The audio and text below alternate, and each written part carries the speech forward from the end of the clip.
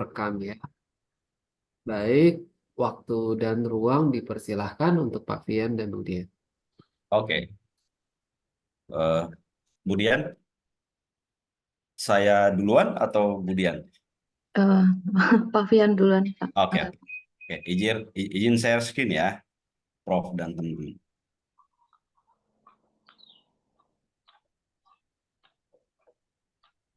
Apakah sudah terlihat? Boleh. Sudah terlihat Pak Fian. Oke, baik.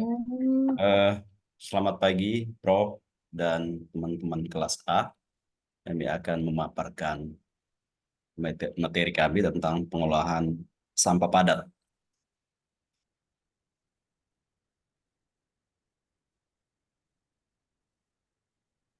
Yang pertama, pengertian sampah padat. Kalau menurut WHO, sampah itu sesuatu yang tidak digunakan, tidak dipakai, tidak disenangi, atau sesuatu yang dibuang yang berasal dari kegiatan manusia dan tidak terjadi dengan sendirinya. Kemudian Undang-Undang kita 18/2008 yaitu tentang pengelolaan sampah. Sampah adalah sisa kegiatan sehari-hari manusia yang berbentuk padat. Kemudian menurut Notot Mojo 2011, sampah adalah hasil suatu kegiatan manusia yang dibuang karena tidak berguna, sehingga bukan semua benda padat yang tidak digunakan dan dibuang disebut sampah, misalnya benda-benda alam, benda-benda yang keluar dari bumi akibat dari gunung meletus, banjir, pohon di hutan yang tumbang akibat angin ribut dan sebagainya. Dan yang terakhir, semua bentuk limbah berbentuk padat yang berasal dari kegiatan manusia dan hewan kemudian dibuang karena tidak bermanfaat atau keberadaannya tidak diinginkan lagi.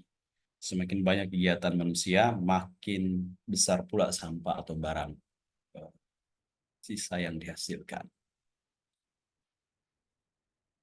Ini data-data yang bisa kami sampaikan.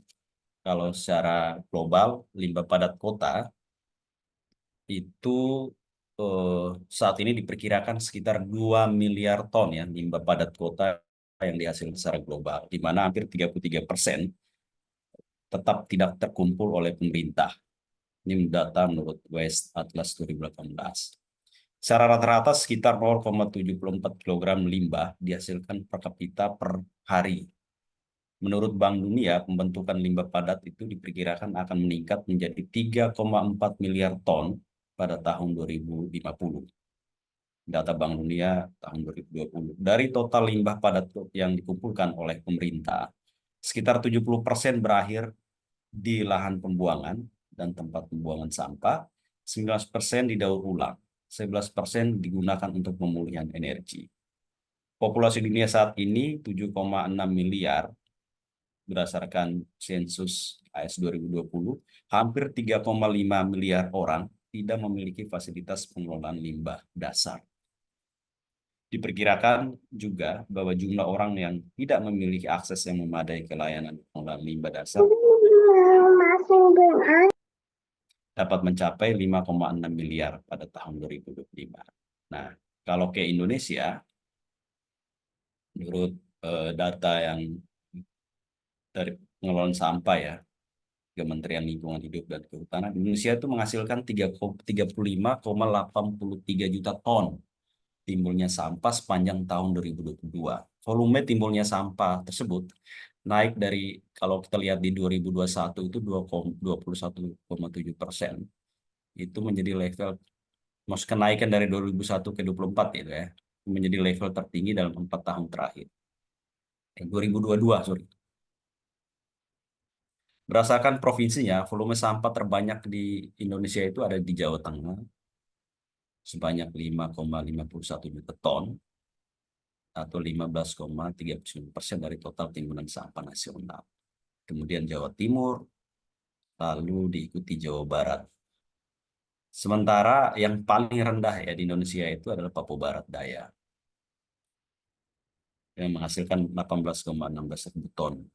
Dilihat dari segi jenisnya, mayoritas timbulnya sampah nasional di 2022, data 2022 itu berupa sampah sisa makanan dengan proporsi 40,7%, kemudian sampah plastik 18%, kayu atau ranting 13%, kertas karton 11,3%, logam 3%, kain 2,6%, kaca 2%, dan jenis lainnya 7,1%. Nah, dari sumber ini mayoritasnya adalah 38,4 sampah nasional itu berasal dari rumah tangga, kemudian dari pasar tradisional 27,7, niaga 14,4, kawasan komersil 6,2, fasilitas publik 5,4%, dan eh, kantor 4,8 serta sumber lainnya 32%. Itulah gambaran data sampah di dunia dan di negara kita. Kalau ini tren di Indonesia aja ya. Yang kalau kita lihat dari tren ini dari hari ke hari, dari tahun ke tahun mengalami peningkatan, dan 2002 peningkatan tertinggi. Oke, apa saja faktor yang mempengaruhi sampah?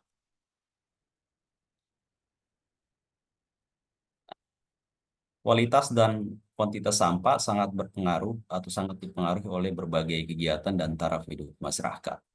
Faktor-faktor yang paling penting berpengaruh adalah jumlah penduduk, keadaan sosial, ekonomi, dan budaya, kemajuan teknologi, sistem pengumpulan atau pembuangan sampah yang digunakan.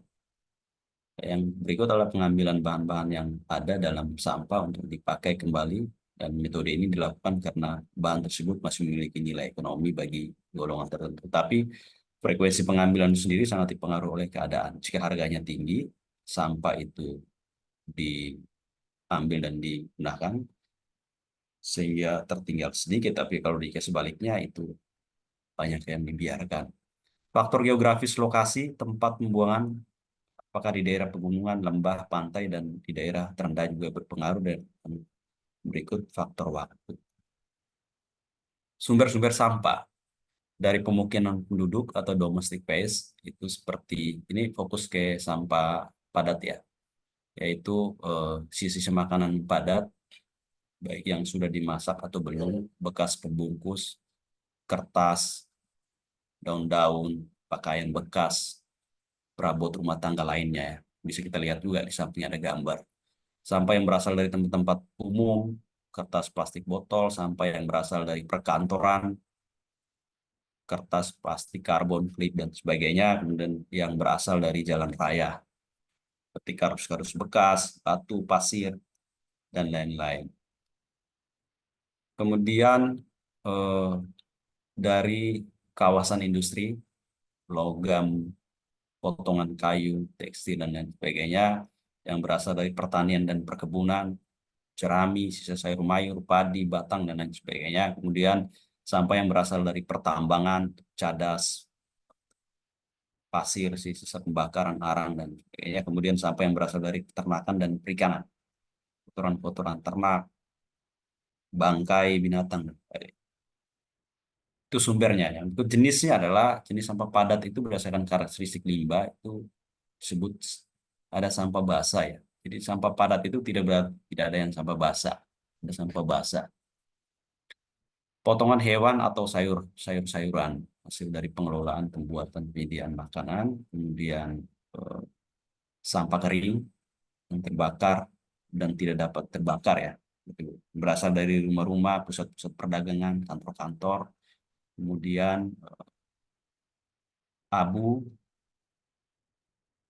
dan sampah dari jalanan.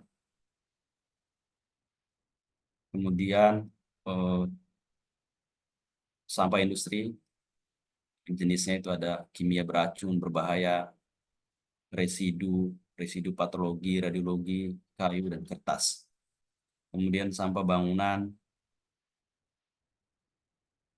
lalu sampah berbahaya, dan water treatment residu. Berdasarkan zat kimia yang terkandung di dalam sampah, itu terdiri dari sampah organik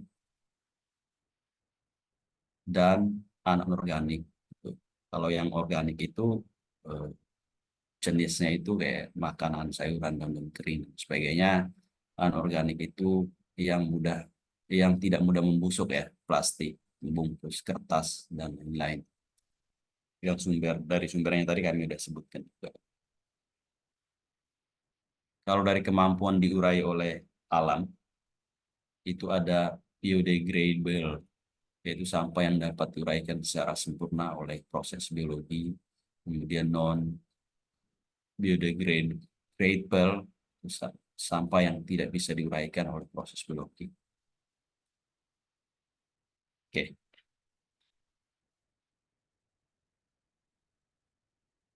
Dampak sampah bagi kesehatan dan lingkungan. Menurut Gilbert dan kawan-kawannya, potensi bahaya kesehatan yang ditimbulkan adalah satu, menimbulkan ada dari sisi kesehatan ya, penyakit diare, kolera, tipes menyebar dengan cepat karena virus yang berasal dari sampah dan pengelolaan yang dapat bercampur dengan air minum. Penyakit demam berdarah dapat juga meningkat dengan cepat di daerah yang pengelolaan sampahnya kurang memadai. Penyakit jamur dapat juga menyebar. Kemudian penyakit yang dapat menyebar melalui rantai makanan, salah satunya adalah yang dijangkiti oleh cacing pita. Kemudian cacing ini sebelumnya masuk ke dalam pencernaan binatang ternak melalui makanan yang berupa sisa makanan atau sampah. Sampah beracun telah dilaporkan bahwa di Jepang kira-kira 40.000 orang meninggal akibat mengkonsumsi ikan yang telah terkontaminasi oleh raksai. Raksai ini berasal dari sampah yang dibuang ke laut oleh pabrik yang memproduksi baterai dan akumulator.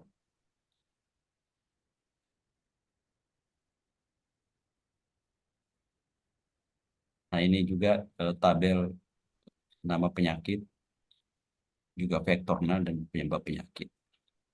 Saya yang bawaan lalat itu nama penyakitnya disentri basilar, disentri amubija gitu, tipus abdominalis, kolera, kemudian penyakit bawaan tikus, pes, keracunan metan dan gas-gas ada di dalam tabel ini.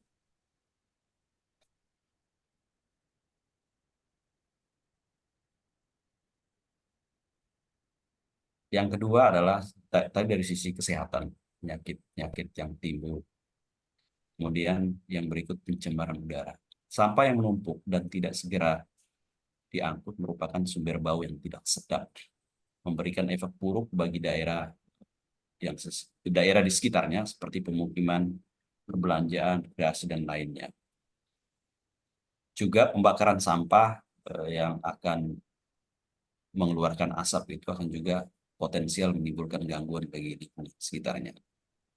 Sarana pengangkutan yang tidak tertutup, proses dekomposisi sampah di TPA secara kontinu akan berlangsung dan hal ini akan dihasilkan berbagai gas CO seperti karbon dan lain-lain, dan secara langsung itu akan mengganggu komposisi gas alamiah di udara, mendorong terjadinya pemanasan global di samping efek yang merugikan terhadap kesehatan manusia di sekitar. Pencemaran udara ini juga masih bersumber dari berbagai hal ya, pembongkaran sampah dan volume yang besar juga sangat berpengaruh. Kemudian yang di samping itu juga sangat mungkin terjadi pencemaran berupa tadi asap, kemudian seperti halnya perkembangan populasi lalat, bau tak sedap di TPA juga timbul akibat penutupan sampah yang tidak dilaksanakan dengan baik.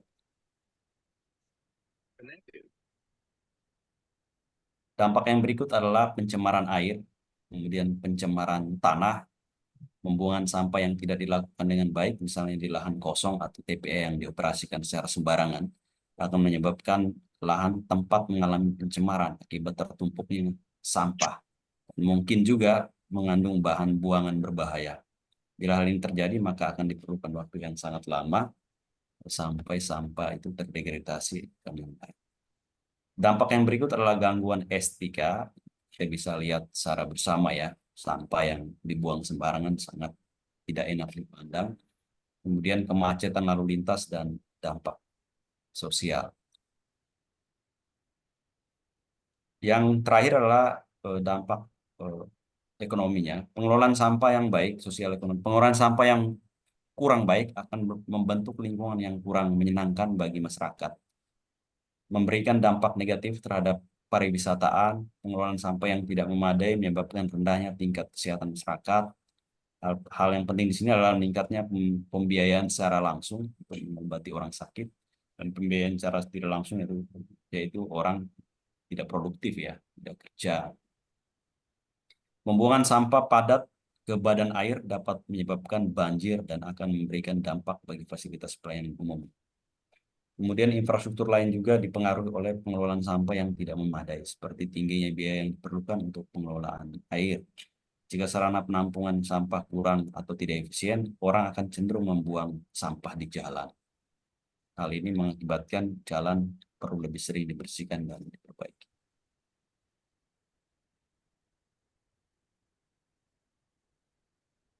Yang berikut adalah pengelolaan sampah.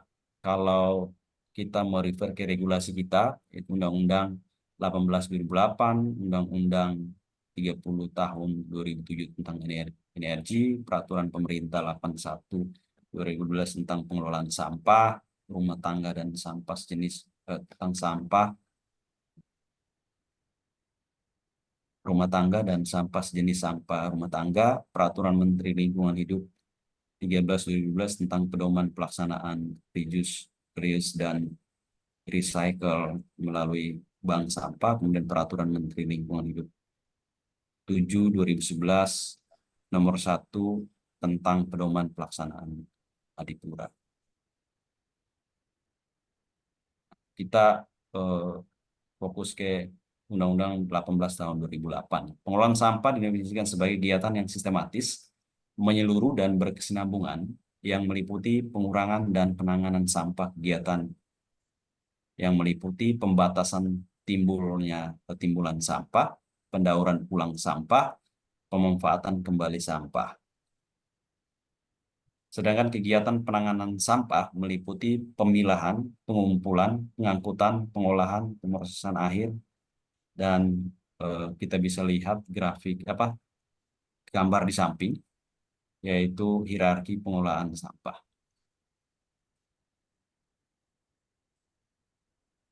Kalau dari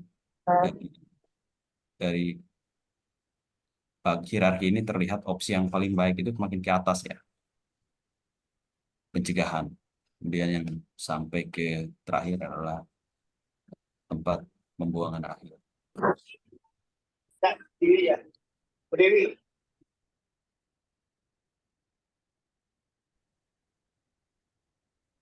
Pengelolaan sampah adalah semua kegiatan yang dilakukan dalam menangani sampah sejak ditimbulkan sampai dengan pembuangan akhir.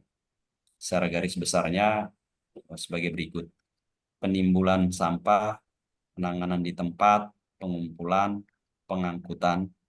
Yang kelima, pengelolaannya atau treatmentnya bergantung dari jenis dan komposisinya sampah yang dapat diolah.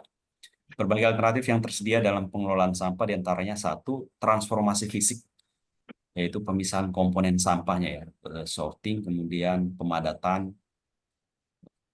untuk mempermudah penyimpanan pengangkutan. Yang B adalah pembakaran.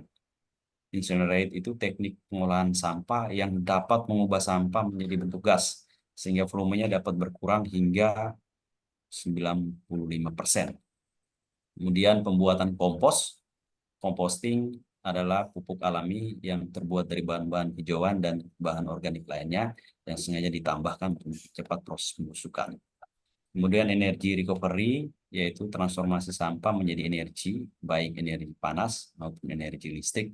Teori ini telah banyak dikembangkan di negara-negara maju, yaitu pada instalasi yang cukup besar dengan kapasitas kurang lebih 300 ton per hari, dapat dilengkapi dengan pembangkit listrik, sehingga energi listrik kurang lebih 96.000 megawatt per tahun yang dihasilkan untuk menekan biaya proses pengelolaan. Dan yang terakhir, pembuangan akhir ya. Itu ada 3, open dumping, control landfill, kemudian sanitary landfill. Ini penjelasannya. Kalau open dumping itu sistem pembuangan sampah di suatu lahan terbuka tanpa ada persiapan lahan pembuangan, tidak dilapisi oleh lapisan geotekstil.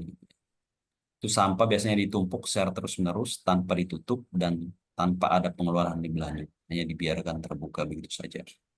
Kalau di negara maju banyak penimbunan sampah yang mempunyai sistem pengekstrasi gas yang dipasang untuk mengambil gas yang terjadi. Terus dari semua jenis penanganan sampah, sistem ini adalah sistem yang paling buruk, namun paling banyak dijumpai di negara-negara berkembang. Sampah hanya seperti tadi ya, karena hanya ditumpuk gitu, mendapatkan sebuah lahan, sudah menjadi tempat pembuangan akhir. Masalah-masalah yang persampahan juga paling banyak ditemui pada metode ini, jika kita bandingkan dengan metode lainnya. Namun kepraktisan pembuangan sampah ini justru menjadi bumerang yang karena ini sangat praktis dan juga menjadi bumerang ya, yang akhirnya menyerang keindahan, kesehatan, sekitar keamanan wilayah sendiri. Metode yang berikut adalah kontrol landfill ini adalah pembuangan sampah yang dalam pemilihan lokasi maupun pengoperasiannya sudah mulai memperhatikan secara teknis mengenai tempat pembuangan akhir sampah. Sistem ini merupakan tahap peningkatan dari metode yang tadi ya, pendamping. Caranya itu ditimbun dalam suatu TPA yang sebelumnya telah disiapkan secara teratur, dibuat barisan dan lapisan setiap harinya. Kemudian dalam kurun waktu tertentu, timbunan sampah tersebut diratakan dan dipadatkan oleh alat berat seperti bulldozer maupun track loader. Setelah itu, timbunan sampah kemudian ditutup oleh tanah setiap 5-7 hari sekali. Perbedaan dengan yang sebelumnya hanya pemadatan saja. Namun tetap saja, sistem ini tidak mampu mengurangi jumlah sampah yang menumpuk. Tidak dapat menghindari perkembangan lalat dan tikus, tidak mampu mencegah penyebaran penyakit, tidak dapat menghilangkan bau tak sedap. Dengan kata lain, sistem ini tidak mampu menjadi solusi dalam penanganan sampah, hanya merapikan saja. Nah, ini yang terakhir, sanitary landfill. Sistem pengolahan sampah yang yang mengembangkan lahan cekungan dengan syarat tertentu meliputi jenis porositas tanah. Umumnya, bantuan landasan yang digunakan di lahan pembuangan adalah lempung atau pelapisan dengan geotekstil. Tempat pembuangan sampah dengan metode ini memang memerlukan biaya konstruksi yang sangat besar ya, tapi sepadan dengan risiko kerusakan lingkungan yang dapat diminimalkan. Sistem ini di Indonesia belum sepenuhnya dilakukan dengan baik, justru cenderung berubah menjadi kembali ke sistem yang pertama ya, pendamping. Fungsi landfill, kalau kata landfill itu sendiri berfungsi untuk mencegah air sampah yang berasal dari guyuran hujan meresap ke dalam tanah. Air sampah atau air lindi akan dialirkan melalui pipa yang ditanam pada landfill menuju pengelolaan khusus. Selanjutnya, air lindi dari landfill ini ditampung pada storage pond, lalu diolah pada kolam lindi secara berurutan setelah melewati rangkaian proses tersebut. Air hasil olahan sudah sesuai dengan baku mutu sehingga lebih layak untuk dialirkan ke badan air penerima. Pemusnahan sampah dengan metode ini adalah membuang dan menumpuk sampah ke satu lokasi yang cekung, memadatkan sampah tersebut, kemudian menutupnya dengan tanah. Ada proses penyebaran dan pemadatan sampah pada area pengurungan dan penutupan sampah setiap harinya. Penutupan sel sampah dengan tanah menutup juga dilakukan setiap hari. Dengan yang Mbak Uti, buang air mesin cuci Mbak Uti. kelemahannya adalah biaya operasional yang diperlukan sangat mahal sehingga tidak semua wilayah Rambut masuk itu ke nih, dalam. rambut itu. Maaf Bu Meli, bocor suaranya.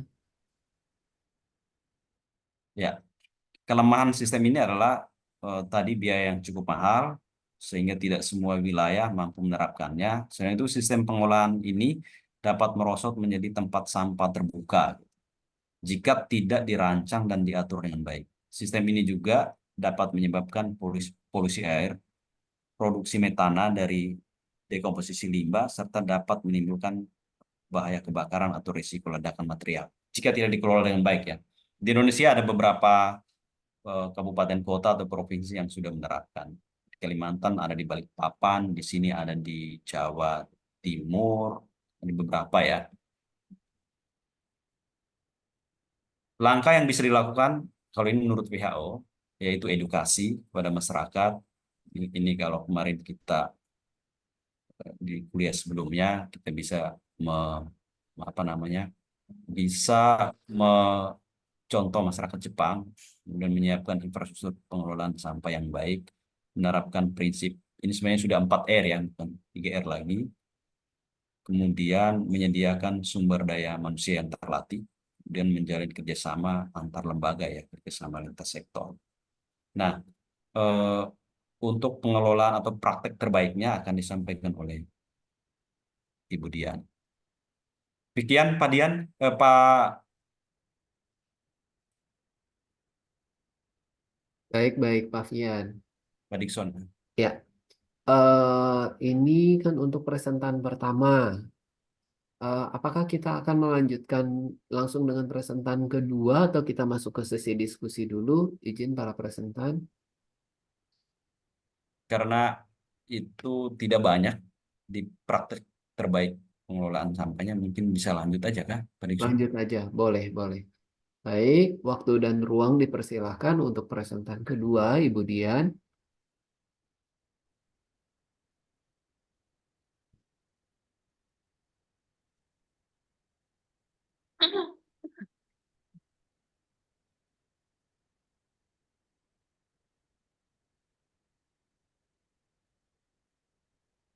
Eh, Terima kasih Pak Dikson. Sudah tampak ya Pak Dikson. Sudah, Sudah? sudah tampak. Baik, saya lanjutkan presentasi eh, tentang praktik baik pengelolaan sampah di Indonesia. Kami menggolongkannya ada di lingkungan sekolah, di lingkungan masyarakat, pemerintah, dan praktek oleh swasta. Kemudian untuk di lingkungan sekolah, di tanggal 21 Februari diperingati sebagai Hari Peduli Sampah Nasional atau HPSN. Nah, peringatan Hari Peduli Sampah Nasional ini bertujuan untuk mengingatkan semua pihak bahwa persoalan sampah harus menjadi perhatian utama bagi seluruh komponen masyarakat. Hari Peduli Sampah Nasional diharapkan menjadi platform untuk memperkuat posisi sektor pengelolaan sampah sebagai pendorong untuk mengendalikan dampak perubahan iklim yang timbul dari sektor sampah di tingkat paling tapak atau paling bawah. Di sini pada hari HPSN ini dilakukan kegiatan-kegiatan di beberapa sekolah sehingga di sini diberikan tujuannya yaitu untuk edukasi sedini mungkin kepada anak-anak sekolah, yaitu dengan satu memilah sampah, eh, yaitu dengan sampah organik, anorganik, dan B3. Kemudian memudahkan dalam mengelola sampah setelah sampah dipilah. Kemudian menerapkan 3L seperti yang tadi sudah dijelaskan oleh Bapak Fian, yaitu dengan menerapkan 3L kita bisa mengurangi timbunan sampah dan memanfaatkan sampah organik dan anorganik yang dapat memberikan nilai ekonomi. Kemudian juga beberapa sekolah bergabung menjadi anggota bank sampah. Di sini sesuai pasal 1 Peraturan Menteri Lingkungan Hidup dan Kehutanan nomor 14 tahun 2021 tentang pengelolaan sampah pada bank sampah. Bank sampah merupakan fasilitas untuk mengelola sampah dengan prinsip 3L sebagai sarana edukasi, perubahan perilaku dalam pengelolaan sampah, dan pelaksanaan ekonomi sirkuler yang dibentuk dan dikelola oleh masyarakat, badan usaha, dan atau pemerintah daerah. Diharapkan dengan adanya hari sampah ini, generasi muda Indonesia memiliki kepedulian terhadap lingkungan dan menjaga kelestarian lingkungan dengan cara mengurangi dan mengelola sampah di rumah masing-masing. Langkah kecil ini sangat berarti bagi alam semesta. Kemudian di lingkungan masyarakat beberapa mahasiswa di sini dicontohkan memberikan sosialisasi tentang pengelolaan sampah dan limbah. Juga tentang cara pengelolaan limbah diberikan sosialisasi tentang cara pengelolaan limbah rumah tangga menjadi barang yang fungsional. Dari artikel yang saya baca yaitu sosialisasi tentang ekoenzim. pembuatan enkoenzim dan sabun menggunakan limbah rumah tangga serta bahan tambahan lain yang mudah dijumpai. Praktek dilakukan sesuai prosedur pemilahan sampah yang aman, yakni dengan menggunakan masker dan sarung tangan. Dengan sosialisasi ini mendorong perilaku untuk memilah dan mengolah sampah agar tidak terbuang sia-sia dan mencemari lingkungan. Kemudian dari pemerintah, circular economy merupakan salah satu model efisiensi sumber daya. Dalam konteks pengelolaan sampah, praktek circular economy bisa diwujudkan melalui praktek pengurangan sampah, desain ulang, dan penggunaan kembali, produksi ulang, dan daur ulang secara langsung. Di sini pemerintah mensosialisasikan praktek ekonomi sirkular. Ini ada dilakukan webinar. Kemudian memang sejak tahun 2015 LKHK mulai memanfaatkan limbah B3 menjadi sumber daya baru sebagai bagian dari penerapan ekonomi sirkular. Diharapkan ekonomi sirkular ini dapat menjadi salah satu jalan keluar dari permasalahan pengelolaan sampah dan limbah di Indonesia, sehingga tidak terbuang ke lingkungan dan tidak menjadi bahan dan dapat menjadi bahan baku. Upaya ini dibantu dengan teknologi dan digital oleh startup akan membantu untuk dalam pemilahan dan pengumpulan. Kemudian dari praktek dari swasta di Indonesia ada kolaborasi antara Lembaga Konservasi Independen Yayasan WWF Indonesia dan perusahaan rintisan ekosistem yang menghadirkan program praktik baik pengelolaan sampah. Di sini di daerah di Jakarta yaitu membuka stasiun daur ulang untuk atasi sampah plastik. Ini menunjukkan keterlibatan swasta di Indonesia. Program WWF Plastic Smart Cities dengan mengadakan waste station atau stasiun daur ulang sampah plastik di sejumlah pusat kegiatan publik. Director of Climate and Market Transformation Yayasan WWF Indonesia. Program ini contoh sekaligus kampanye untuk semakin meningkatkan kesadaran masyarakat dalam memilah, mengemas, hingga menyetor sampah plastik. Program ini dikelola secara ekonomi sirkuler sehingga bisa menjamin keberlanjutan program tersebut. Kemudian untuk contoh praktik baik pengelolaan sampah di dunia, kami mengambilnya contoh di negara Asia, yaitu di Singapura, Seoul, dan Kamikatsu. Untuk di negara Singapura, peningkatan belanja online menyumbang lebih banyak sampah di negara Singapura. Kemudian karena di Singapura memiliki populasi sebesar 5,6 juta jiwa dengan luas wilayah 729,6 km persegi. Singapura membutuhkan lahan sebagai tempat pembuangan akhir atau TPA.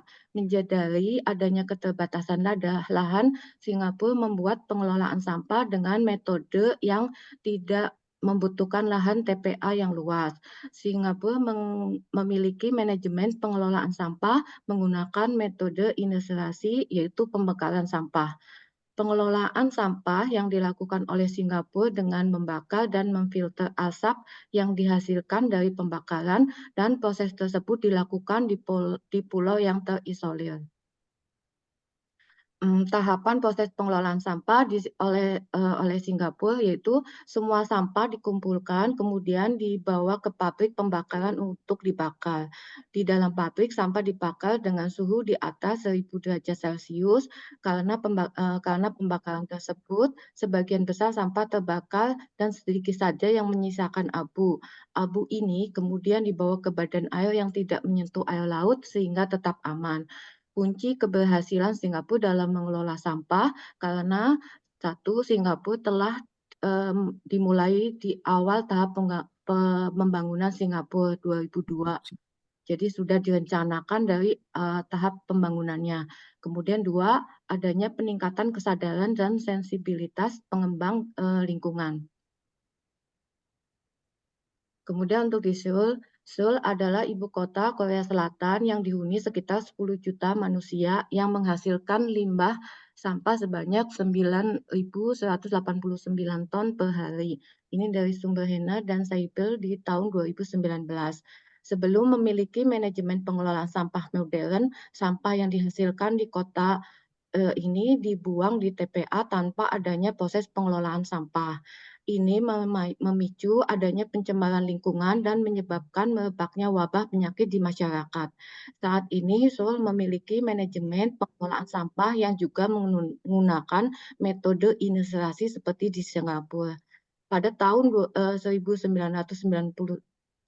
pemerintah Seoul merumuskan blueprint mengenai kebijakan pengelolaan sampah yang disebut dengan The Basic Waste Treatment Plan. Blueprint tersebut memuat kebijakan manajemen pengelolaan sampah dan juga transisi dari pengelolaan sampah berbasis TPA menjadi inisirasi. Kemudian untuk tahap pengelolaan sampah di Kota Seoul, yang pertama yaitu landfill atau TPA, yaitu di situ ada proses pengumpulan dan pemilahan. Kemudian ada recycling, di sini dipilih dan dibersihkan sampah-sampah, kemudian dibentuk kembali agar dapat digunakan. Untuk sampah plastik, ini untuk sampah plastik, kaca, dan metal diambil oleh petugas secara cuma-cuma. Namun untuk sampah sisa makanan dikenakan biaya. Kemudian tahap ketiga adalah composting. Ini untuk sampah makanan saja. Untuk sampah sisa makanan dikenakan biaya sehingga akan mengurangi masyarakat dalam membuang sampah sisa makanan. Selain itu, pengomposan akan diolah untuk dijadikan makanan ternak atau hewan dan biofuel. Kemudian terakhir yaitu incineration. Seoul memiliki 4 pabrik pembakaran sampah yang terletak di Yancheon, Nawon, Gangnam, dan Napo dengan kapasitas 2.805 ton sampah per harinya. Pada tahun 2000, Kementerian Lingkungan Hidup Korea Selatan membentuk Sudeokwon Landfill Site Management Corporation. Nah, LSC adalah badan usaha milik negara yang bekerja sama dengan pemerintah Kota Seoul dalam merencanakan, membangun, mengoperasikan, memelihara, dan merawat infrastruktur pengelolaan sampah khususnya di TPA. LSC ini berhasil menjadikan TPA Sudeokwon Landfill di Seoul sebagai World Class Sanitary Landfill dan menjadi percontohan eco-friendly sanitary landfill. Kemudian secara umum dalam manajemen pengelolaan sampah, pemerintah Korea Selatan juga menggunakan sistem WBWF, yaitu Volume Based Waste Free, di seluruh negara sejak tahun 1995. WBWF System adalah sistem pengelolaan sampah yang berfungsi untuk membebankan biaya pengelolaan limbah berdasarkan jumlah limbah yang dihasilkan, menyediakan layanan gratis untuk pengumpulan limbah yang dapat didaur ulang. Tujuannya adalah untuk mengurangi limbah dan mendorong pengumpulan limbah daur ulang. Tempat sampah dibedakan berdasarkan 5 kategori, yaitu sampah domestik, sampah makanan, sampah bisnis, sampah publik, dan sampah sisa pembangunan atau puing-puing konstruksi.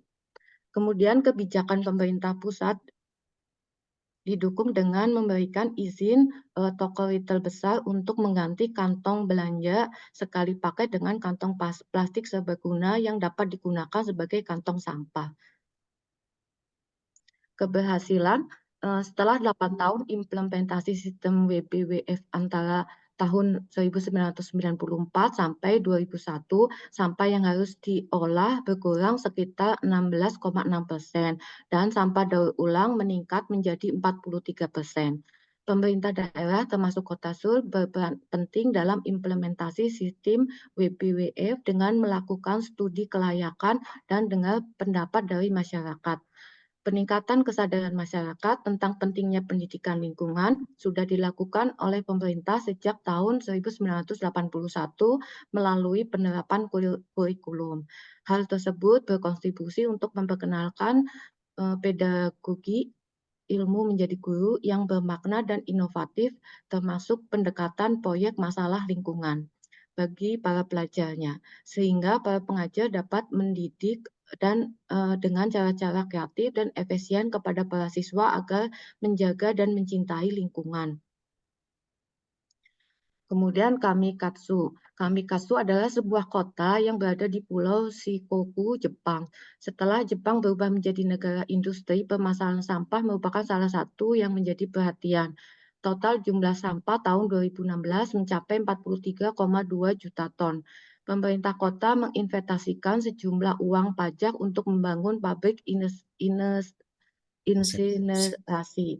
Kemudian pada tahun 1970-an masyarakat Jepang memiliki kepedulian terhadap lingkungan.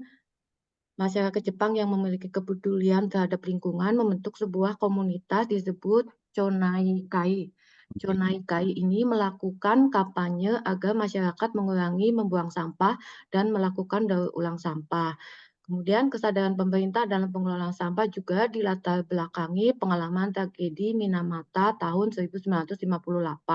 Tragedi ini disebabkan karena buruknya proses pengelolaan limbah merkuri sehingga mencemari Teluk Minamata.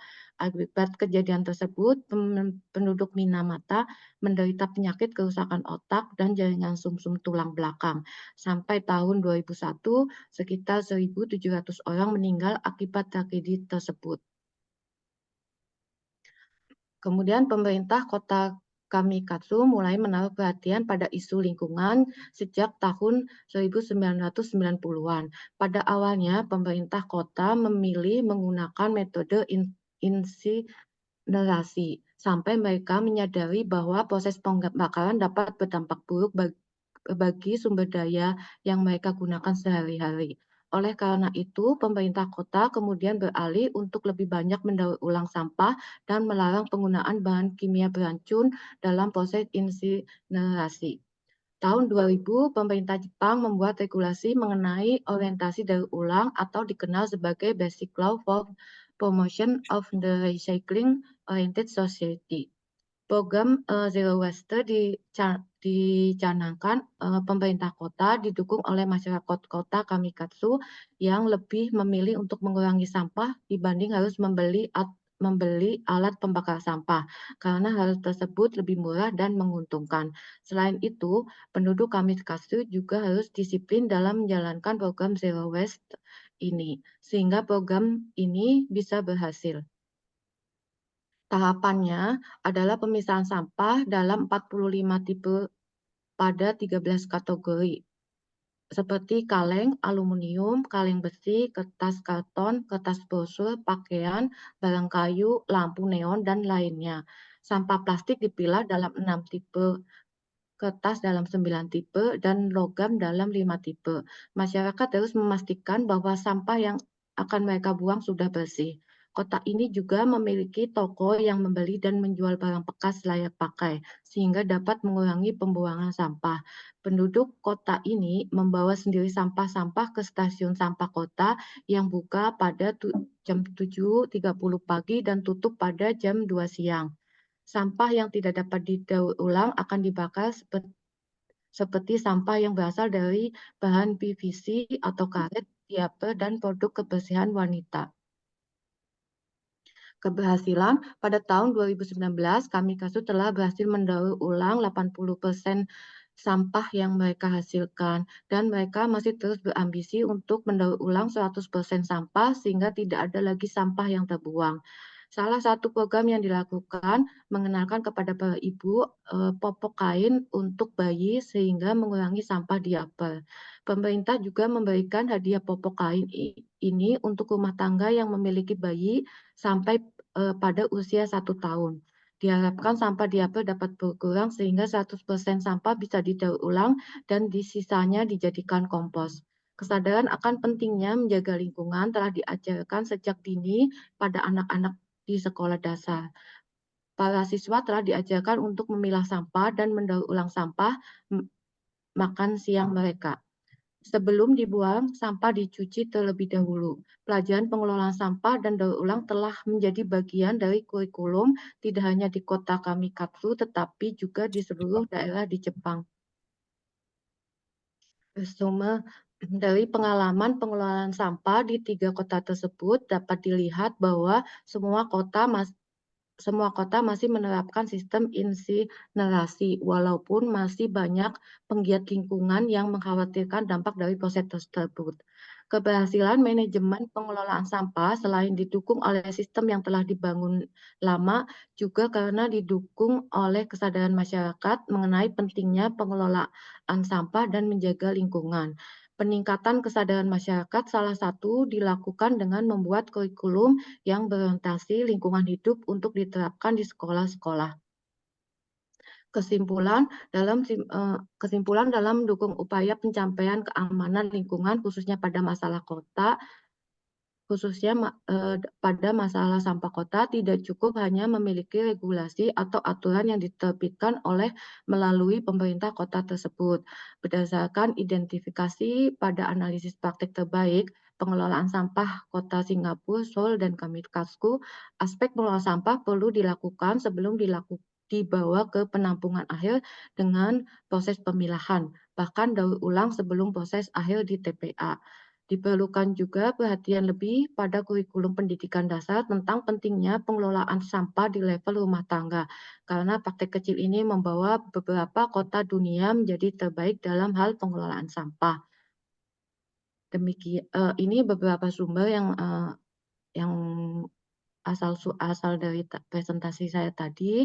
Kemudian hatur nuhun, Epan Gawan, terima kasih, thank you, dan Kamsahamnida dan arigato. Demikian presentasi saya. Semoga dengan pengelolaan sampah yang baik, Indonesia memiliki lingkungan yang baik seperti di daerah Bogor ini, di kawasan dan di daerah Maumere. Sekian, terima kasih.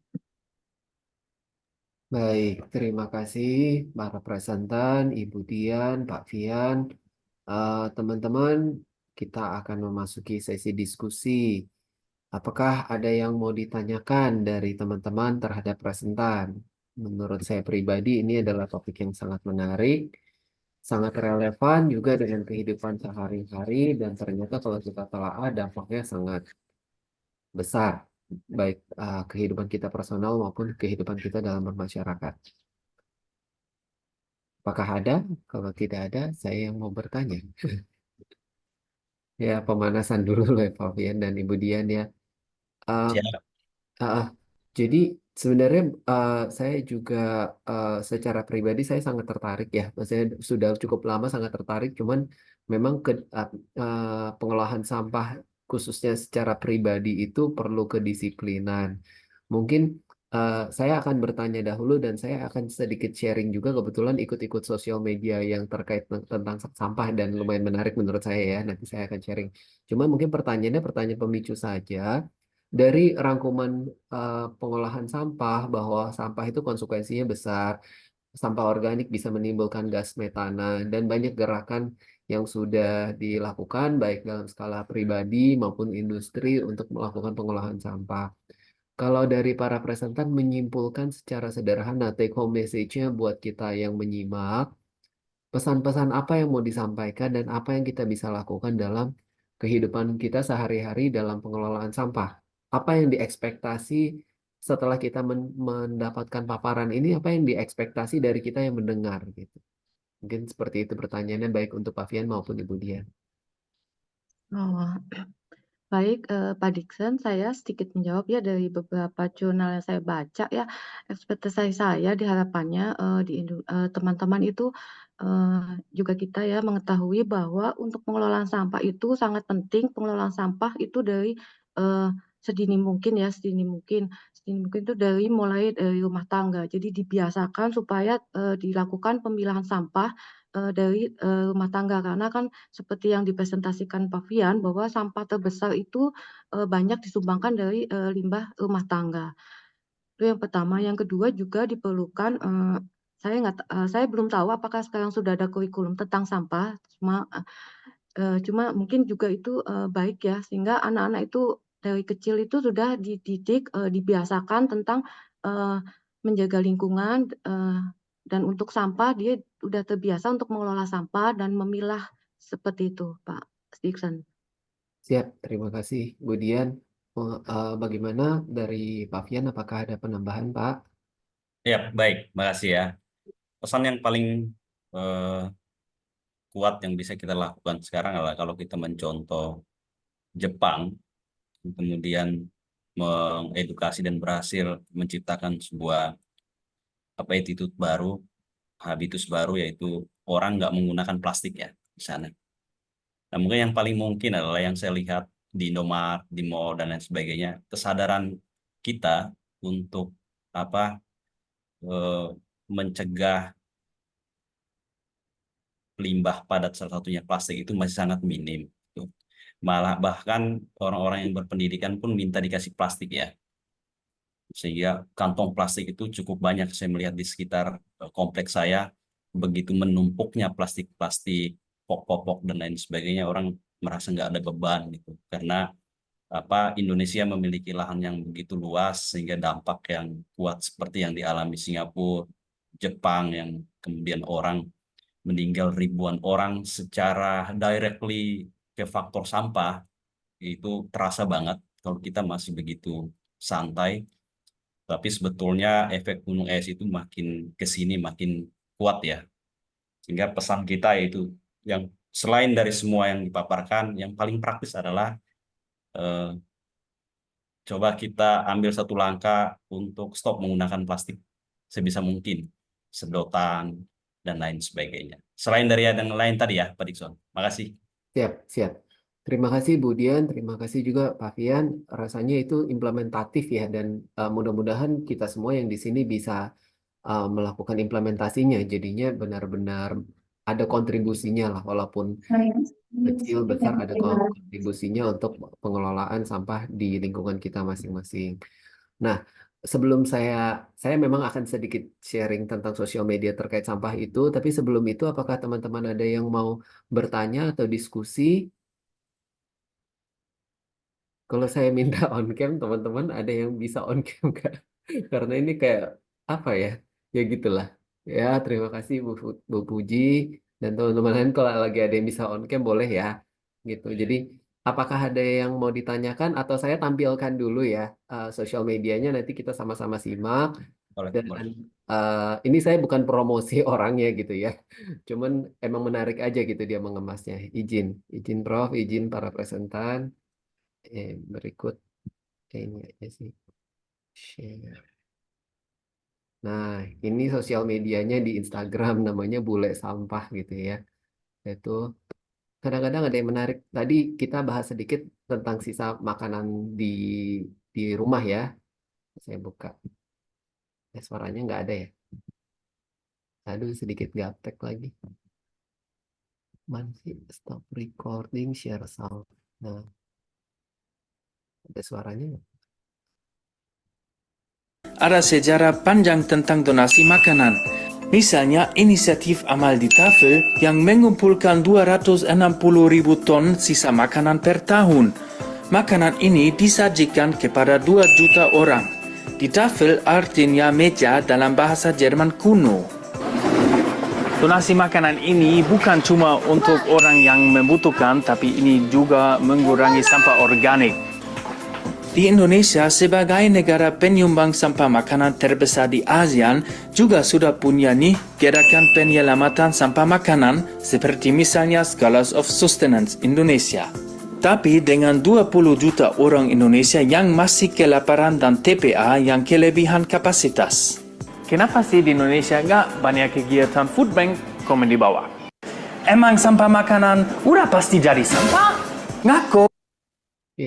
Ya, itu dia mengemasnya menurut saya menarik ya. Nah, itu kayaknya ada juga tentang edukasi apa ya? Maksudnya edukasi tentang sampah. Mungkin kita akan putar 3 ya, yaitu 1, ini kedua nih, tempat daur ulang canggih di. Ternyata di Indonesia ada tempat daur ulang yang canggih, guys. Let's go! PTB IPJ ini di Jawa Timur loh. Ini semua adalah botol PET yang berasal dari pemulung dan bank sampah. Ini semua akan didaur ulang sekarang. Begini cara kerja daur ulang PET di sini. Pertama, botol plastik dimasukkan ke dalam konveyor ini. Mungkin ini sampah botol PET dari satu desa. Kedua, botol-botol disortir berdasarkan jenis dan warnanya. Terus disortir langsung dari mesin sensor cahaya ini. Canggih kan? Kalau yang bukan botol PET, mesin ini juga langsung menolaknya. Para pekerja ini memeriksa ulang plastik yang terkontaminasi seperti residu atau botol yang pecah total. Ketiga, kemudian pencacahan dan pencucian botol plastik terjadi di sini. Di sini mandi, botol PET mandi. Pada langkah terakhir, flakes yang dicacah dibawa ke kualitas food contact. Dari flakes ini nanti jadi botol PET baru. Di gudang ini terdapat flakes dan pelet PET daur ulang yang bernilai miliaran rupiah. Jadi botol PET kalian sangat berharga. Jangan membuangnya ke sungai, tapi follow BIPJ and Adupi ya guys, untuk tahu apa yang terjadi sebenarnya dengan botol PET kalian.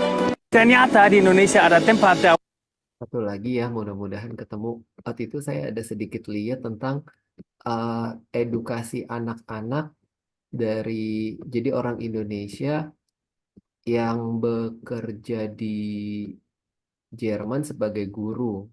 Aduh, mudah-mudahan ketemu ya. Kalau nggak ketemu nanti. Nah, ini dia. perempuan Indonesia ini mendidik anak-anak Jerman tentang sampah. Kok bisa? Vicky datang ke Jerman 16 tahun lalu, kuliah dan sekarang bekerja sebagai pendidik anak TK.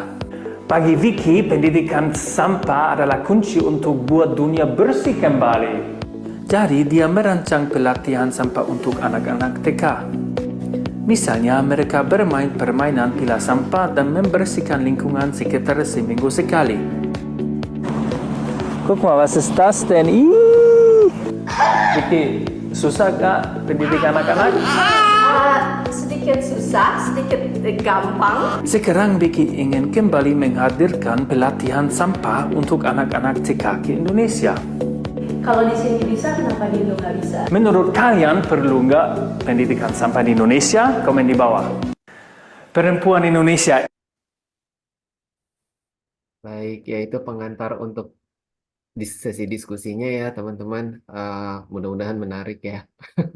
Baiklah, silakan teman-teman. Apakah ada yang mau didiskusikan terkait paparan yang sudah dipaparkan presentan yang tadi sebagai sosial media untuk percontohan aja, contoh populer.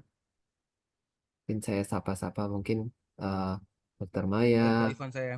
Ya, silakan Pak Hendrik. Ya, saya memang mengawali lebih awal ya. Ya, Terima kasih Pak Fian dan Ibu. Aduh izin, tadi tidak sempat karena Pak Fian punya suara lebih vokal untuk diingat jadi. Terima kasih buat teman-teman persentase. Izin saya tidak jadikan video karena jaringanku lagi tidak stabil. Jadi izin Pak Dikson saya tidak nyalakan video ya. Izin Pak Prof. Jaringan di saya kebetulan hari ini tidak stabil. Ya, baik.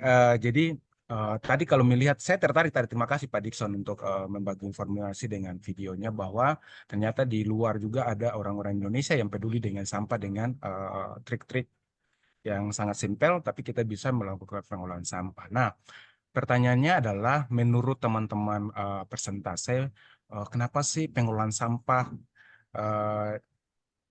kalau kita ini kan sebenarnya sih luas, ada Indonesia Timur, Indonesia Barat, Indonesia Tengah. Saya berbicara khusus untuk Indonesia Timur, khusus di wilayah saya itu kok paling susah sekali dalam hal pengelolaan sampah. Menurut teman-teman mungkin ada literatur atau masukan bagaimana cara kita untuk bisa melakukan pengelolaan sampah-sampah praktis yang bisa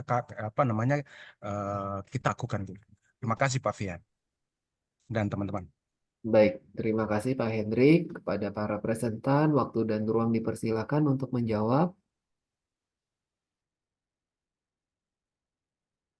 Kemudian, Terima kasih. Saya coba untuk jawab ya. Kalau dari saya, untuk sampah-sampah dari rumah tangga, mungkin dari RT atau RW bisa mulai melakukan sosialisasi. Jadi terjadi pemilahan sampah itu sudah ada dari rumah tangga ya. Misalnya ibu-ibu membuang sampah di depannya disiapkan untuk kotak-kotak sampah sesuai dengan jenisnya. Nah, seperti itu mungkin akan lebih memudahkan proses pengelolaan sampah selanjutnya. Misalnya sampah organik dia akan dijadikan kompos dan sebagainya.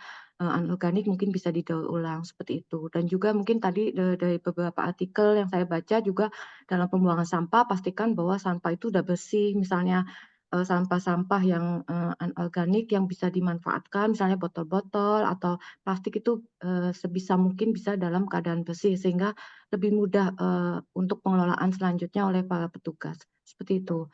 Nah, jadi dilakukannya mulai dari bawah seperti itu. Terima kasih Pak. Mungkin Pak Fian bisa menambahkan. Ya, baik. Tambahan dikit ya. Oke, kalau dari jurnal yang kami jadikan referensi, yang paling kuat itu Pak Hendrik adalah proses pembangunan kesadaran masyarakat gitu ya. Kalau kita melihat Jepang itu membangun sejak tahun tadi ya, tahun 70-an gitu. Korea juga begitu. Mereka membangun kesadaran dari bawah, lalu muncul kelompok-kelompok peduli lingkungan, lalu mereka berkolaborasi dengan lintas sektor atau lembaga swadaya masyarakat lainnya, itu kemudian berhasil menaikkan kesadaran publik gitu ya. Dan kemudian mendorong pemerintah juga menciptakan regulasi-regulasi yang baik. Kalau kita di Indonesia ini kan cenderung mendahulukan regulasi, lalu kemudian berharap orang sadar kan. Ini ada proses yang terbalik ya. Belajar dari praktek baik yang ada, mereka mengawali dengan membangun kesadaran masyarakat, dan tadi hal yang kemudian menjadi pemicu adalah mereka mengalami dampak yang sangat serius ya, yang dirasakan secara langsung, yang meninggal begitu banyak orang. Nah, itu yang kembali saya sampaikan, di kita, negara kita sangat luas. Kalau di Papua, NTT itu hutannya masih sangat banyak, jadi orang membuang sampah itu tidak ada beban gitu ya.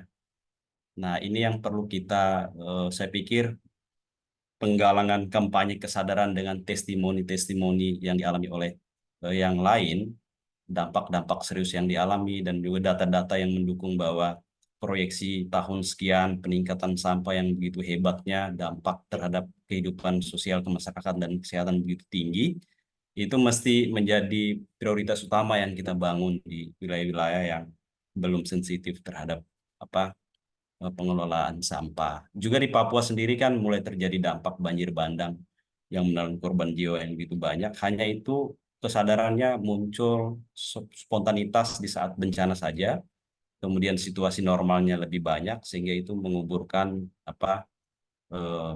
tadi ya, pemicu kesadaran tadi. Menurut saya begitu, dan kesadarannya itu juga harus terbangun dulu. Ini yang harus didorong oleh berbagai lapisan masyarakat sehingga masuk menjadi kurikulum ya, menurut saya ya. Tanpa kurikulum dasar agak sulit ya. Seperti praktek Ibu tadi di Jerman gitu ya. Jerman kan juga menjadi satu negara pengelola sampah yang terbaik. Nah, itu memulai dari anak-anak ya. Rata-rata daerah yang memiliki negara yang memiliki sistem pengelolaan sampah yang baik itu dibangun dari kesadaran yang dari kecil ya. Sudah dibangun kebiasaan itu. Demikian yang bisa kita bagikan, Pak Hendrik dan kawan-kawan. Mungkin ada advice dari Prof. Dengan hormat kita juga minta bantuan. Terima kasih. Ya, terima kasih Pak Fian. Izin Prof, bagaimana? Apakah ada masukan dari kami di tengah diskusi? Silakan. Iya, sedikit ya. Di Eropa, dan yang sangat menonjol itu di Jerman, itu memang ada peraturan, kalau kita makan, tidak habis, sisanya harus dimakan habis di situ juga. Kalau tidak, didenda. Itu bagi turis berat memang. Tapi itu peraturan karena mereka menggiatkan makanan harus dihargai. Jadi kalau seandainya tidak habis, jangan pesan terlalu banyak kalau tahu. Ya, walaupun kita mempunyai uang yang besar sekali, itu tidak pantas sekali, mengingat di beberapa bagian di bumi ini, Afrika salah satunya, beratnya mencari makanan. Kalau saudara dengar televisi sekarang di jalur Gaza, di Ukraina, sengsaranya bukan main. Air, makanan tidak ada. Pemanasan, bahan pemanasan, termasuk listrik, penghangat ruangan, tidak ada, padahal wilayah mereka sangat dingin. Sedikit simpati, tidak usah saudara berteriak-teriak, dukung ini, dukung itu di tempat itu. Simpati dengan melakukan perbuatan yang biasa saja, yaitu menghargai air dan menghargai makanan. Itu pun sulit sekali kita terapkan di Indonesia. Jepang memang sejak kecil sudah mendidik anak-anaknya. Ya, di Cina gerakannya adalah dengan otoriter. Siapa yang membuang makanan dihukum. Itu saja. Jadi kita mau pakai yang mana ini? Di Indonesia memang kolam susu, ya. Kalau saudara menaruh tongkat di tanah terlalu lama, tumbuh jadi pohon tongkat saudara. Sampai begitu istilahnya. Dan memang kalau saudara punya tongkat dari batang singkong, kalau terlalu lama di tanah ya dia tumbuh jadi pohon singkong. Ya. Itulah Indonesia. Karena berkelimpahan itulah kita kurang menghargai apa yang kita dapatkan. Sedangkan di negara lain setengah mati. Tapi sekarang kita mulai merasakan sebetulnya karena peralihan ke arah negara industri juga. Nah, tidak kalah pentingnya adalah sampah elektronik. Ya, karena kita sudah masuk era digitalisasi dengan elektronik. Tanpa elektronik kita kelihatannya tidak berdaya. Zaman saya dulu kecil, memakai telepon saja, saya mesti pergi ke kantor telepon dan memakai alat telepon yang diputar-putar. Sekarang, ya, itu sih nggak usah deh. Di rumah saja kita bisa. Nah, itulah sampah. Belum lagi sampah nuklir. Sampah nuklir itu sudah mulai berserakan di beberapa tempat, beberapa bagian dunia. Negara kita pun ada. Daerah Bangka, Belitung, akibat pertambangan Stanum, SN, timah putih, bukan timbel ya, PB itu timah hitam, Stanum, itu mulai muncul wilayah-wilayah yang mempunyai daya radioaktif berbahaya. Sebab sejarahnya juga ada dulu di Polandia oleh Nyonya Curie. Dia melakukan penelitian karena di satu gunung, ada gunung seperti gunung terkutuk, pohon susah tumbuh, hewan tidak mau tinggal di situ, dan mereka yang sering lama di gunung itu akan sakit. Sakitnya kanker, yang pada waktu itu masih belum dikenal, belum dipahami apa yang terjadi. Obat apapun tidak sembuh. Tapi Marie Curie mempelajari, dia meminta pengangkutan beberapa gerobak tanah, dan dia bisa memisahkan polonium, Polandia, polonium. Ya, dia mengatakan bahwa di gunung itu ada bahan radioaktif. Bahan radioaktif memang banyak di bumi.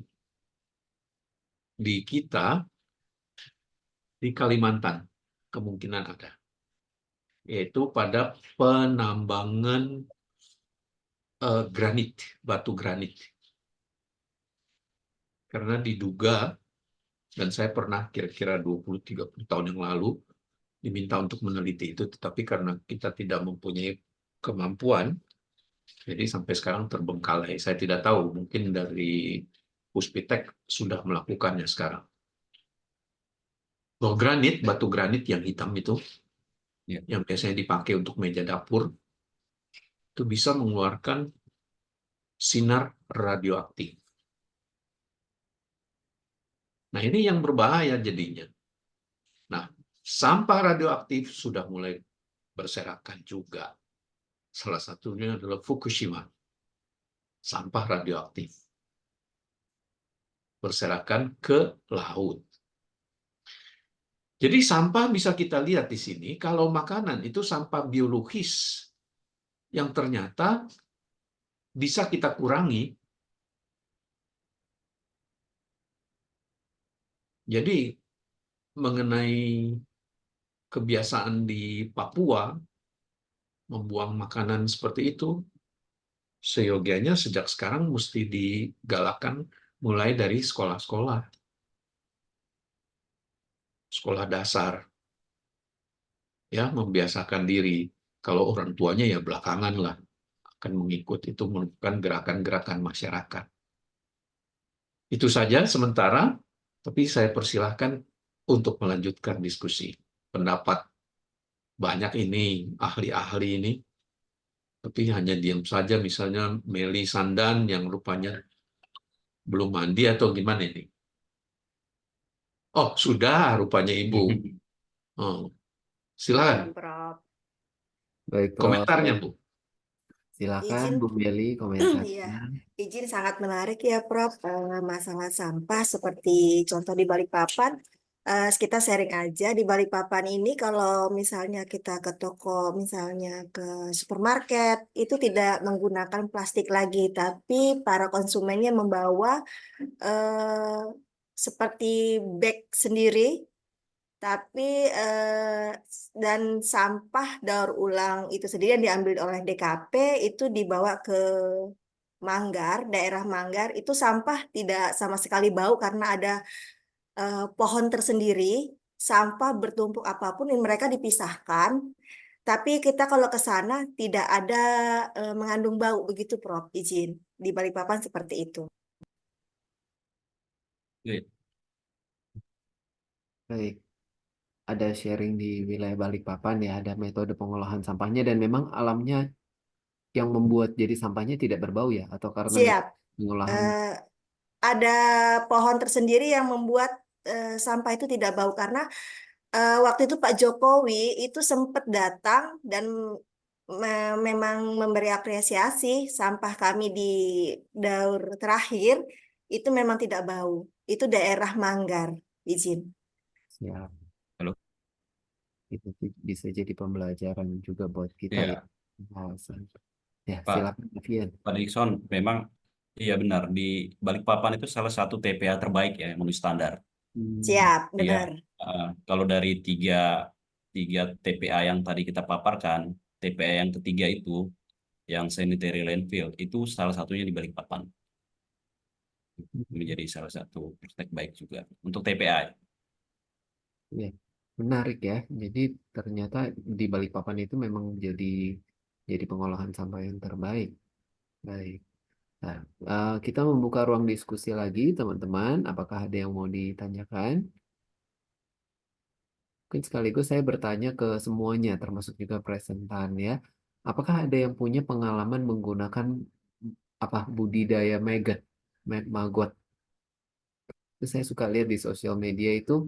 Jadi semua sampah organiknya dibuang ke maggot. Katanya maggotnya bisa buat pakan ternak, sumber protein buat ternak, yaitu menghabiskan sampah. Terus katanya lalatnya agak beda lah gitu, nggak seperti lalat yang jadi hama. Cuman ya gitu itu tahan-tahanan sama gelinya. Kalau yang emang nggak gelian sih mungkin bisa ya. Tapi kalau ya seperti itu, apakah ada yang punya pengalaman? Kalau belum ada juga nggak apa-apa, dipersilahkan. Saya belum ada dari Dikson. Ya, saya juga belum ada, baru lihat-lihat doang itu dijual paket budidaya maggot. Tapi siapa yang mau budidaya? Kok pada umumnya ya, tapi mungkin ada sih. Gitu. Baik, kita kita lanjut diskusi. Tadi sudah menyapa mungkin Ibu Carolina, apakah ada yang mau ditambahkan sebagai materi diskusi? Boleh tambah satu soal. Ya, silakan. Siapa dulu? Bagaimana Ibu teman-teman Carolina sambil dulu, Pak memikirkan Hendrik soal dulu, ya silakan, bertanya. silakan. Siap, siap. Ya, izin Pak Fian dan teman-teman semua, saya izin. Menurut Ya, teman-teman, kalau saya baca menurut yang pernah dirilis oleh Lingkungan Hidup data tahun 2020 bahwa ternyata di Indonesia itu sudah 60% pengelolaan sampah itu sudah baik. Menurut teman-teman di Indonesia ini sebenarnya hal yang menurut teman-teman dari yang teman-teman pelajari dari materi mungkin yang perlu diterapkan di Indonesia itu apa sih yang dalam hal pengelolaan sampah yang perlu kita tingkatkan gitu menurut pendapat teman-teman. Terima kasih. Ini pertanyaannya mau dilempar berarti ke semuanya ya. Betul ya Pak Hendrik? Siap, silakan Pak Hadik. Ya, mungkin saya membantu moderatori ke Ibu Carolina yang saya sapa tadi. Silakan dijawab Bu, karena ini pertanyaannya luas. Menurut kita semua, apa yang bisa ditingkatkan di Indonesia? Nah, saat ini waktu dan ruang dipersilakan buat Ibu Carolina memberikan masukan atau opininya. Izin Pak Dixon, saya pas dulu, nanti saya kembali. Siap, siap. Apakah ada yang mau memberikan tambahan terkait hal ini? Apa yang bisa dioptimalkan? Mungkin Ibu Sylvia Sari, bagaimana? Eh, Baik, ini juga saya lagi browsing-browsing sedikit. Eh, Ternyata sebenarnya rumah tangga itu justru yang terbesar ya kontribusi terhadap sampah lingkungan juga dari beberapa bacaan ini justru pemberdayaan masyarakat atau pemberdayaan rumah tangga itulah yang harus dikerjakan saat ini. Dan menurut saya di lingkungan saya tinggal sendiri ya, maksudnya eh, seperti pemilahan sampah sendiri belum dilakukan oleh apa namanya masing-masing rumah tangga ya. Jadi kami itu punya tempat sampah di depan rumah dalam bentuk apa namanya box dari semen gitu ya maksudnya. Dan itu sampah apapun tertumpuk di situ. Eh, Terus penggunaan plastik masih banyak, bahkan plastik itu digunakan sebagai tempat sampah. Jadi harusnya kan kalau kita sudah mulai sadar aware dari masing-masing, mungkin kita bukan plastik yang kita simpan di situ, mungkin bucket-bucket yang bisa kita cuci bila ini. Jadi sampah rumah tangga seperti bahan makanan kita taruh saja di situ tanpa plastiknya. Sedangkan sampah-sampah plastik yang kita dapatkan dari kemasan-kemasan mungkin kita bisa lipat, kita bisa pisahkan, kita masukkan ke dalam kemasan plastik-plastik itu yang akan mudah diambil oleh pemulung. Jadi saya pikir pemberdayaan masyarakat masih kurang sekali. Walaupun istilahnya di perumahan kami cukup cukup pendidikan hampir rata semua gitu ya. Maksudnya terdiri dari ibu-ibu rumah tangga yang menurut saya pendidikannya cukup menengah ke atas, tapi dalam mengelola sampah pribadinya sendiri belum belum belum terlihat jelas. Jadi mungkin pemberdayaan kita yang harus kita tingkatkan dari diri kita masing-masing. Itu aja sih. Jadi seperti reviewan topik-topik seperti ini yang diulang dan memang digaungkan baik untuk uh, khususnya untuk uh, ba- di wilayah atau lingkungan rumah tangga seperti itu ya. Oke, baik. Apakah teman-teman lain ada yang mau memberikan masukan? Ya, Ya, silakan Dr. Maya, saya izin. menanggapi pertanyaan Pak Hendrik ya. Tadi udah dibahas memang sampah rumah tangga paling terbesar. Memang harusnya tuh 3R tuh diterapin banget di rumah tangga ya. 3R kan kita tahu ada recycle ya, pengolahan sampah di rumah kalau bisa dilakuin dari hal-hal yang sederhana. Terus mungkin kalau yang recycle Maya agak kurang gimana caranya nih mengolah sampah yang ada di rumah tangga. belum nemu. Cuman kalau untuk yang lainnya kayak reuse gitu ya, sampah-sampah di rumah itu kayak bisa kita pakai ulang. Misalkan ember apa bisa dijadiin lagi buat pot kayak gitu. Pokoknya dipakai ulang yang bisa jadi hal-hal yang bermanfaat ya. Atau kayak misalkan sekarang ibu-ibu tuh mulai rajin ngumpul-ngumpulin saset-saset plastik dari makanan dibikin jadi tas kayak gitu kan ya. Selain itu juga reduce sudah mulai-mulai ya pengurangan penggunaan sampah kayak belanja pakai tas kanvas ya kita. Nah itu dilakuin benar di rumah tangga dari yang paling awal. Terus selain itu juga harusnya dari pemerintahnya sih. Kadang-kadang kayak di komplek nih udah mulai tempat sampah tuh udah dibagi tuh mana sampah organik, mana sampah non organik. Tapi sayangnya pada saat pengangkutan sampah nih dari pemerintah orang yang ngambilin sampahnya tuh masukin ke truk-truk sampahnya disatu-satuin lagi aja gitu padahal kita udah misah-misahin. Nah, itu seharusnya dari pemerintahnya lagi cara pengelolaan sampahnya itu baiknya lebih ditekankan lagi gitu ya. Mulai dari dari yang terkecil sampai ke yang teratasnya. Selain itu dari tadi pengangkutannya di TPS-nya kalau bisa di TPS kan pemilahan ya, dibanyakin lagi apa namanya mungkin bukan program ya inovasi-inovasi apalagi yang bisa diterapin di Indonesia atau di daerah tersebut buat pengolahan sampah jangan sampai pada akhirnya kayaknya rata-rata di Indonesia pada akhirnya ya udah masuk banyaknya ke TPA gitu kan. Jadi ngegunung tuh di TPA sampah-sampah. Dan kalau bisa pemerintah daerah juga ngedukung badan-badan atau usaha-usaha yang mengolah sampah gitu, usaha-usaha kecil gitu. Kan udah mulai banyak ya sekarang. Dan yang terakhir sih pentingnya lagi ya bikin peraturan ya, bikin hukum-hukum sanksi-sanksi itu harus diterapin. Terus ini kalau tambahan dari Maya. Makasih. Izin, Dok, ingin menjawab pertanyaan dari Dr. Dixon tentang budidaya margot. Kebetulan di Kabupaten Serang itu sudah terdapat beberapa kecamatan yang membudidayakan margot.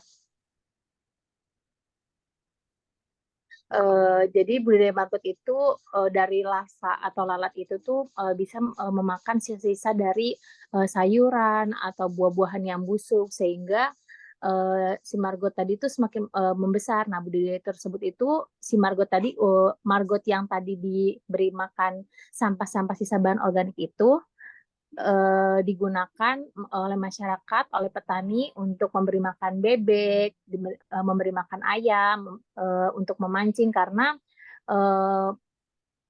kandungan dari margot tersebut itu lebih baik dibandingkan dengan pakan ternak yang ada dan lebih murah dan pengembangan biakan margot tersebut itu lebih mudah karena margot bisa memakan segalanya gitu. Seperti itu, Dok. Margot itu maksudnya maggot ya? Belatung? Iya, Prof. Belatung Oh, kecil, ya. boleh juga.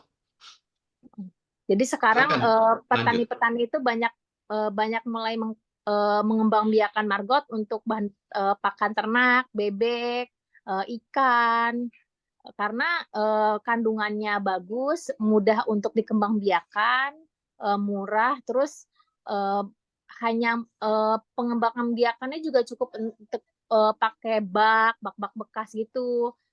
Terus masyarakat pun biasanya untuk memberi makannya itu mengambil sisa-sisa dari tukang sayur yang tidak layak dikonsumsi oleh masyarakat, sisa-sisa sayur yang mulai membusuk diberikan kepada margot tersebut, seperti itu. Jindu Resti itu terlaksana di area mana gitu dan sudah berapa lama berjalan gitu?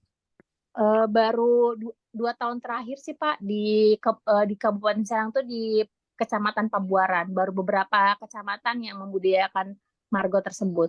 Karena mungkin masih tahap evaluasi pengembangannya, tapi sudah lumayan banyak petani-petani yang mulai melirik membudidaya margot tersebut karena bangsa pasarnya pun sekarang sudah mulai dilirik dan semakin luas gitu.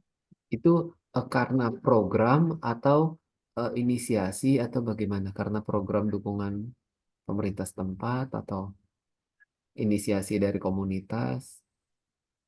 Awalnya ada inisiasi dari komunitas, kemudian pemerintah mendukung untuk usaha UMKM dan dibantu oleh pemerintah untuk program pembudayaan yang dibantu dana alokasi dananya untuk pengembangan tersebut. Dan semoga bisa menjadi pelopor untuk kecamatan-kecamatan yang lain, karena di Kabupaten Serang kan terdiri dari 29 kecamatan dan baru beberapa kecamatan yang berhasil untuk membudayakan margot, sehingga dengan keberhasilan ini tuh mengurangi sampah-sampah yang tadi di pasar itu kan biasanya banyak banget ngegeletak sampah-sampah tukang sayur yang tidak layak, terus buah-buah yang busuk, sehingga buah-buah yang busuk, sayuran-sayuran yang busuk itu bisa diambil untuk diberikan ke margot tersebut gitu. Dan banyak gampang sekali untuk kita pun bisa membudidaya margot. Tadi beberapa teman saya juga ada yang membudidaya, cukup dengan ember bekas kotak seperti itu kan. Nanti dia tinggal dikasih sisa-sisa dari bekas kita makan yang tidak habis, dia langsung memakannya gitu. Jadi memberi makannya pun murah gitu dari sisa-sisa makanan kita, sehingga kita tidak, pengurangan sampah itu dengan sendirinya akan berkurang. Nah, margot itu bisa dipanen dan sampah kita pun akan berkurang seperti itu. Baik. Izin Bu Puji, boleh minta bantuan memoderatori sebentar. Saya izin pause sebentar. Ya, bisa.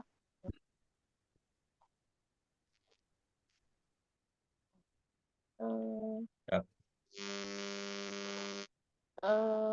Izin tanya dulu, apakah suara saya terdengar? Halo. Terdengar Bu Puji. Dengar, oke. Saya menyimak dari Bu Resti ya. Saya baru tahu itu Bu. Itu izin tanya Bu, geli nggak ya Bu ya?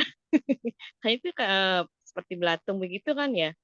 Iya, kalau geli sih dibilang geli ya, tapi ya kalau petani-petani yang sudah biasa mungkin biasa gitu.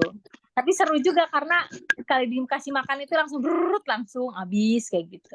Dia panennya itu setiap 35 hari. Jadi sebulan sekali itu udah bisa panen si lalat tadi, tuh bisa dikasih buat makan ternak gitu. Itu pemasarannya bagaimana, Bu? Pemasarannya gitu, kita kan memberikan pemasarannya tuh memberikan sampel gratis dulu untuk petani-petani ayam. Di sini kan ada peternak ayam, peternak bebek, peternak ikan atau punya tambak. Nih kita kasih dulu tuh sampel-sampelnya. Nah ternyata terus dengan harga yang murah dan kualitas yang lumayan bagus, jadinya dengan sendirinya beralih gitu para peternak tadi. Jadi diternakan untuk para peternak juga seperti itu. Mungkin kalau di kota jarang kali ya Pak, kalau kita kan masih di daerah gitu. Iya, di pemasaran dan manfaat juga buat sampah ya. Yang kalau di DKI Jakarta kan pembuangan sampah itu kan larinya di daerah daerah agak ke Bekasi ya seperti itu ya. Nah, mungkin ini kalau menurut saya sih ini ada salah satu solusi ya. Salah satu solusi mungkin untuk DKI Jakarta bisa melakukan seperti yang ada di tempatnya Bu Resti seperti itu ya.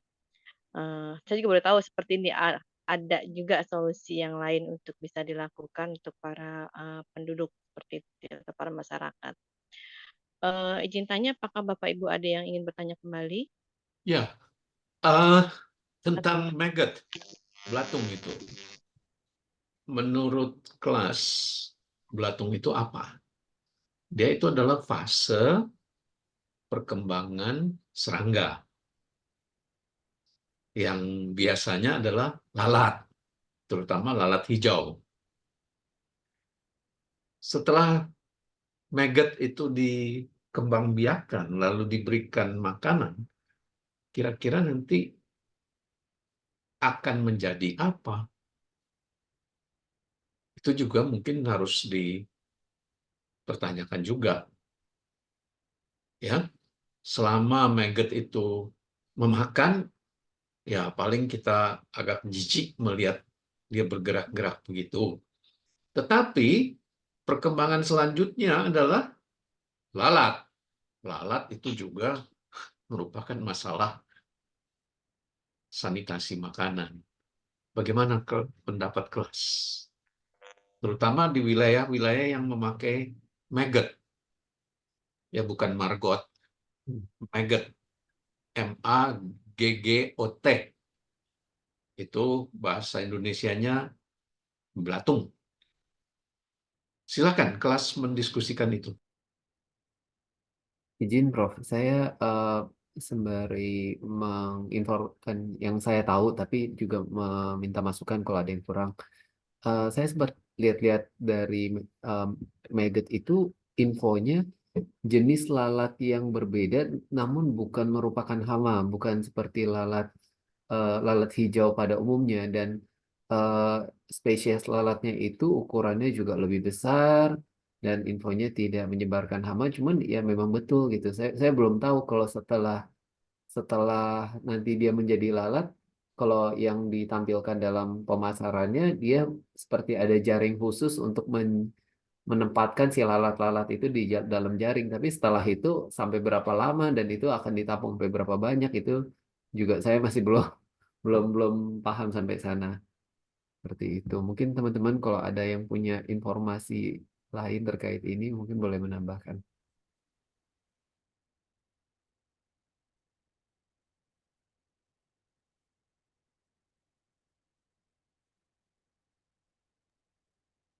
Bagaimana? Apakah ada yang menambahkan? Mungkin Ibu Resti, apakah pernah ada pengalaman dalam observasi terhadap uh, pengelolaan maggot itu ketika nantinya udah bertumbuh sampai menjadi spesies dewasanya, spesies lalatnya, pengelolaannya seperti apa kalau di wilayah?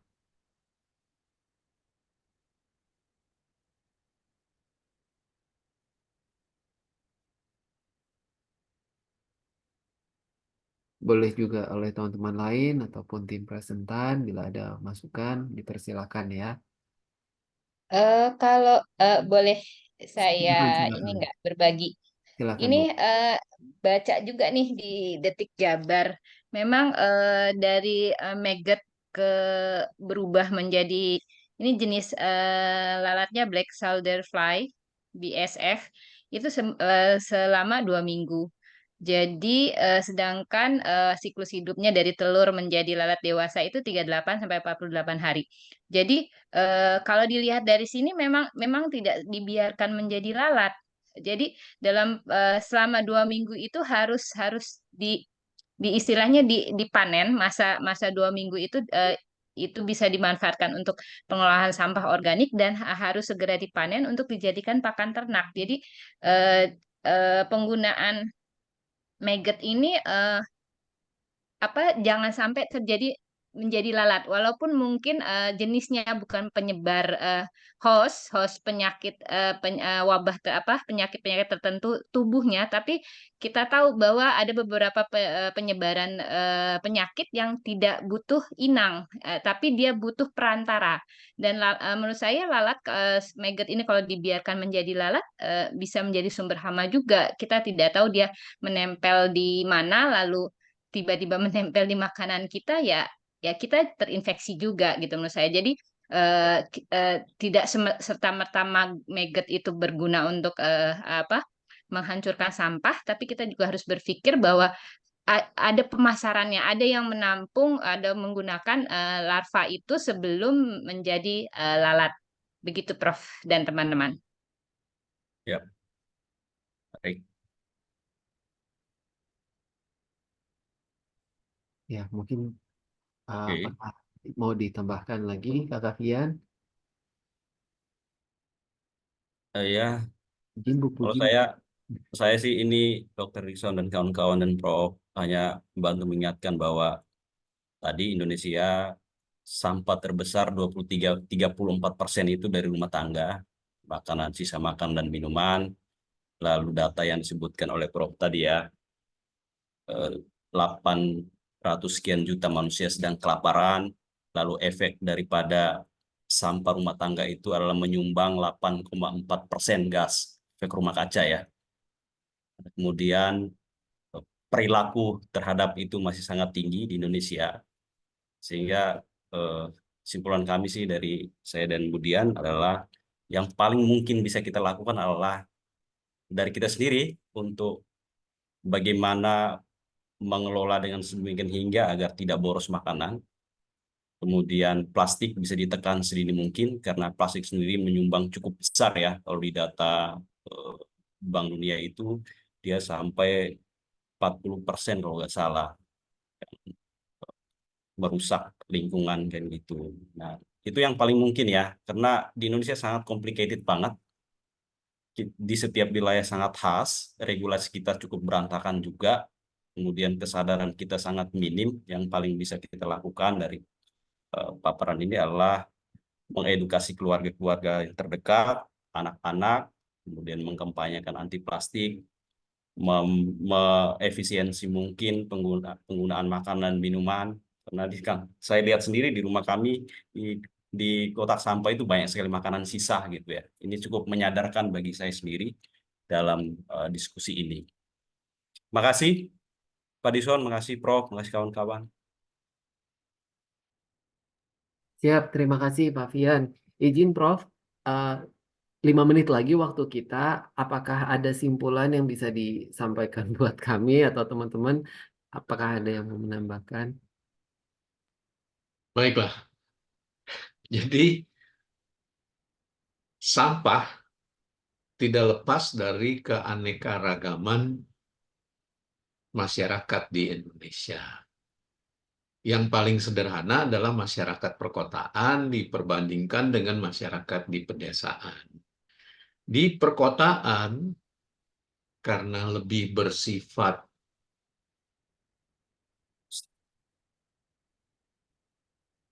kumulatif, bertumpuk-tumpuk, sampah menjadi persoalan yang benar-benar banyak liku-likunya. Pembuangan sampah menjadi penting. Lain halnya di pedesaan. Karena penduduk yang sifatnya menyebar, sampah yang utama adalah sekarang plastik. Sampah non-biologik yang mulai merambah ke desa-desa. Bahkan desa yang saya lihat terpencil pun sudah penuh dengan sampah-sampah plastik. Karena mereka dikenalkan juga dengan salah satunya bungkusan mie instan. Dan itu saya kira di Papua juga menjadi masalah ya. Makanan mie instan menjadi makanan favorit untuk masyarakat. Dan juga saya kira untuk mahasiswa-mahasiswa itu juga favorit mie instan.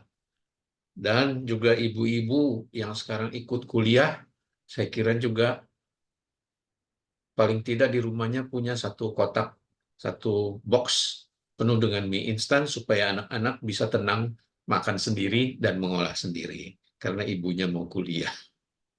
Ya, itu situasi.